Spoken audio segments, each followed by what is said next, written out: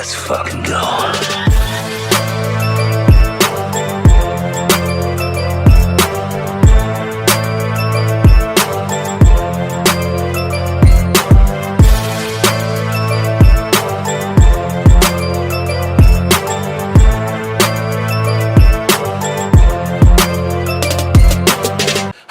Welcome to the Comic Gamer Movie Show. My name is Deshaun, and today I'm going to review Daredevil Born Again Episode 7. Now, last week was kind of a special week because they released 2 episodes, just like they did, I believe they released 2 episodes the first week as well.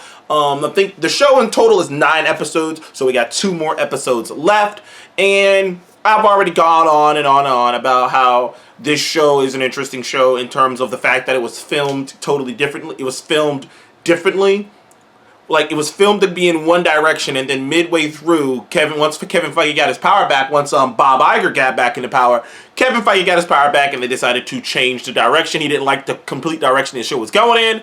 They decided to sort of kind of canonize the Netflix shows. I still say sort of kind of, because we still aren't sure. It really won't be official until something from those Netflix / Marvel television shows is mentioned outside of, the actual shows themselves. Until I hear someone from the MCU mention anything about a Luke Cage or Matt Murdock, we still, it's just kind of like we think it is what it is. But I digress. Last week they released 2 episodes. One episode was a kind of a bottle episode that took place in a bank with the reappearance of Kamala Khan's father, Yusuf, in there. That was very fun. That episode was a very fun bottle episode. It was cool seeing Daredevil use his power in many different ways. But episode 6 was this great build-up, and it was the reemergence of Wilson Fisk being willing to digging into his Kingpin bag, and it was the reemergence of Matt Murdock putting on the suit and becoming Daredevil again, and it all culminated in this amazing action sequence at the end of episode 6. That was just dope as hell. Now, Episode 7 is the immediate follow-up. Now, we kind of had a feeling that Wilson Fisk was going to hear about the Daredevil thing, and it was going to have an effect on him. But what I didn't expect, it's becoming abundantly clear to me that the best actor in this show is Vincent D'Onofrio. He shows, throughout the course of this season, he has shown so many different emotions, and all of them are believable. He has shown sadness, rage, sincerity, fear. Well, in this case, fear. But he has shown so many embarrassment. He's shown so many different emotions over the course of this season. He's probably shown more emotions in this season than he did in the entirety of the 3 seasons of the original Daredevil show. And once again, we see it. We see that he, to a certain extent, he's kind of traumatized of Daredevil. He remembers that ass whooping he got. He remembers all the stuff that he lost. He remembers everything that happened. Now, I will say, this episode, even more than some of the other episodes, really did feel like, and I noticed it right off the bat, it really did feel like this episode was made back when they had the original concept running.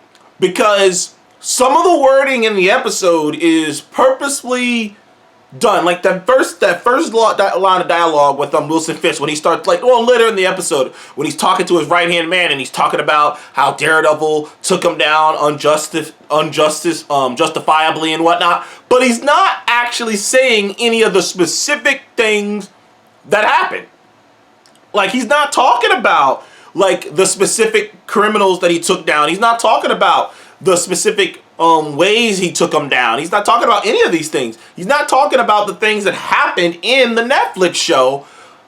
He's talking about it very vaguely, because the one thing that this episode made abundantly clear to me, and kind of made it clear about the whole entire season, is that this entire season of Daredevil Born Again was literally created to reintroduce the character. This entire show was created to be like, this is our Daredevil and this is our Wilson Fisk. Now, somewhere along the line, they pivoted to be like, well, our Daredevil and Wilson Fisk may be the same Daredevil and Wilson Fisk from the Netflix series.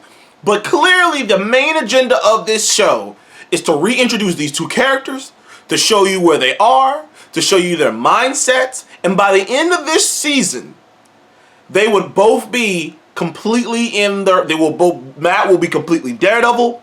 Wilson will be completely Kingpin. By the end of this season, they will both be who they've always been, fully. And it's like this entire season is what the title says, Born Again. I like I say, I never looked at this as a Daredevil season 5. I never did. Like, even though they've said they've brought certain things back, even though there are things they're mentioning, there are characters and whatnot, the way I've always viewed this show is I've always viewed this show as still a soft reboot. Whereas it was going to be a hard reboot, now I see it as sort of a softish reboot. Because the things that they kept still set it up that way. They still aren't mentioning certain things that happened in the past. And also, the speed in which they've gotten to Daredevil Season 2, like Daredevil Season 2 is filming right now, which kind of indicates that it will be out by next year. Like, by 2026, I don't know if it'll be out it might be out this year. It might be out later this year. It's either going to be out later this year or early next year. That's a year turnaround. And that's a year turnaround at most. So, they have a plan. They have a plan. They have a direction they're going in with this character. They changed, like, the vibe I'm starting to get now is that the new direction they decided to go in, they had to change certain things for the ending and whatnot to make it go in that direction. But but I've always viewed this show as a soft reboot. To me, personally, this is Daredevil Born Again Season 1, not Daredevil Season 4. Also, there's a lot going on here. But to get into the episode, we really start to get into, well, they're just like, Wilson Fisk and Matt Murdock are really just because Matt is fully conflicted. He's finally starting to, and I've seen some people theorize about this, look around at his environment, look around at the job, he's finally starting to feel like I could be doing more. He's finally starting to, like, the old Daredevil itch has come back in full throttle. He's no longer resisting it like he used to. He's conflicted by it. You know, he's sitting here like, because in the show, he saves the little girl. So now he's like, I saved that little girl. I wouldn't have been able to save her if I would have just sat and let the law do it. He saves his girlfriend near the end of the episode. I wouldn't have been able to save her if I let the law do it.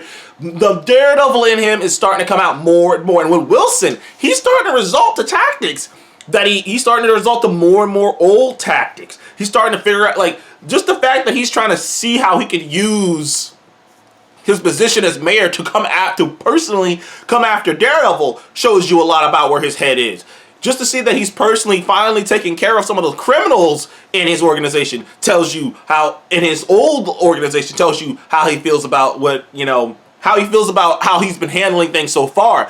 I mean, they're both diving headfirst into their stuff, but the main crux of it revolves around Muse. Now, Muse escaped in last week's episode after that awesome action sequence, and we kind of knew that Muse was gonna come after Matt's girlfriend, who's a psychiatrist, or a therapist. One or the other, psychiatrist or therapist. Because they kind of set that up much earlier in the show that she was gonna have him that she was doing sessions with the guy who is Muse. We kind of knew he was Muse when they introduced him. They kind of, like, even just the eyes. So we kind of knew that was going to be a thing. We kind of knew he was probably going to try to kill her, and Matt was going to have to try to save her. Now, I was worried that she was going to die, because I agree with some people who say that her character is not as developed as it could be. But that's okay. Season 1, she survives this. She comes back for Season 2. We can get more time with her. But I will say, so, spoiler alert, Muse dies. Now, I don't even know if that's a spoiler, because I'm not even 100% sure he dies. Hear me out. In the comics, Muse has supernatural abilities. And in my brain, I started going, well, they're not going to give that to him. They're just going to make him a serial killer. But they could easily have this be the catalyst for him getting supernatural abilities. Now, I don't think that's the case. But if it does happen, please come back to my video. I said it here first. Anywho, I will say this. Did they waste Muse? Yes and no. Yes, I would say yes, they wasted Muse, because if they weren't solely focused on the reintroduction of Daredevil and Kingpin and showing who they are in the modern MCU, this season should have probably focused more on Muse. It should have been Matt and Muse. But instead, the season has been about these two men, which is still great, but it's been about these two men finding a reason in, like, becoming Kingpin and becoming Daredevil again. Being born again. It's about these two men being born again. Like, it centers on this. But if it wasn't about that, it could have just been about Muse. Muse could have been the main antagonist of the entirety of the show. Now, I don't know if you could have done that for 9 episodes, but old school Netflix, 13 episodes, they probably could have chopped it in half like they did there, where Muse is the villain for one half of the season, and then Kingpin is the villain for the second half of the season. They probably could have done it like that. But that's the only complaint I will say that is disappointing is, if he is dead, they probably should have spent more time on him. There was a good story there with Daredevil investigating Muse.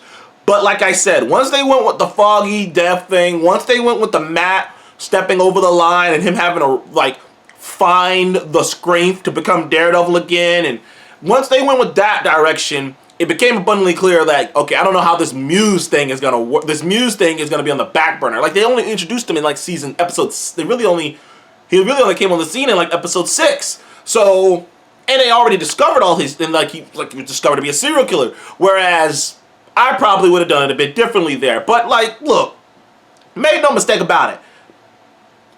The original Daredevil show dropped balls too. Like, that's the problem. That's the only problem I have about some people's complaints. It's not the complaints. It's you complaining and being like, well, Daredevil Netflix never would have done that. Daredevil Netflix had one of the worst versions of the fan I've ever seen.